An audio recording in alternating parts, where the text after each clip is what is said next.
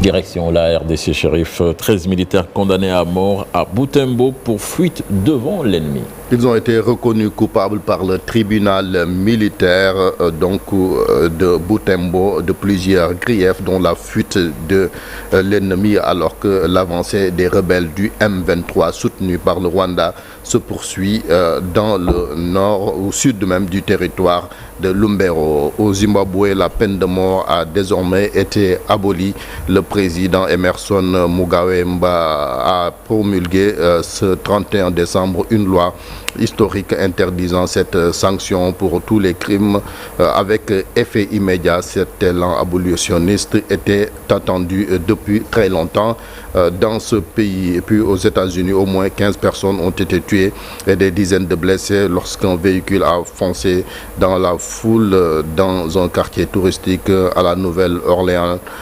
Annonce donc la police. L'auteur présumé de l'attaque mortelle a été identifié. Le conducteur a cherché à écraser le plus de personnes possible lors de cette attaque au véhicule bélier. Selon la police, 2 policiers ont été ensuite blessés par balle. L'auteur présumé est mort, ont indiqué 2 télévisions américaines en citant des sources policières. Nous restons toujours aux États-Unis. Ce véhicule Tesla Cybertruck de pick-up de marque d'Elon Musk a explosé hier mercredi 1er janvier devant l'hôtel Trump de Las Vegas, provoquant la mort d'une personne et blessant 7 autres personnes. Le policier donc évoque également 7 autres personnes souffrant de blessures. Elon Musk, patron de Tesla, a déclaré sur son réseau social X que ses équipes enquêtaient sur cette explosion et affirmant n'avoir jamais vu quelque chose comme ça.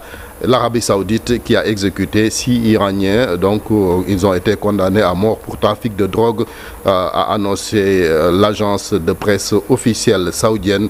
Les 6 Iraniens ont été exécutés à Daman, dans l'est du royaume, pour avoir introduit clandestinement du hashish en Arabie Saoudite, a indiqué le ministère de l'Intérieur dans un communiqué publié toujours par cette agence. Et puis l'autorité palestinienne a décidé mercredi de suspendre la diffusion sur l'ensemble de son territoire la chaîne Al Jazeera dans donc le territoire palestinien. Selon l'agence de presse officielle palestinienne, le communiqué ministériel compétent composé des ministères de la culture, de l'intérieur, de la communication a décidé de suspendre la diffusion et de geler toutes les activités de la chaîne Al Jazeera et de son bureau en Palestine, a rapporté toujours l'agence. Cette décision intervient en réponse à l'insistance d'Al Jazeera à diffuser le contenu et reportage caractérisé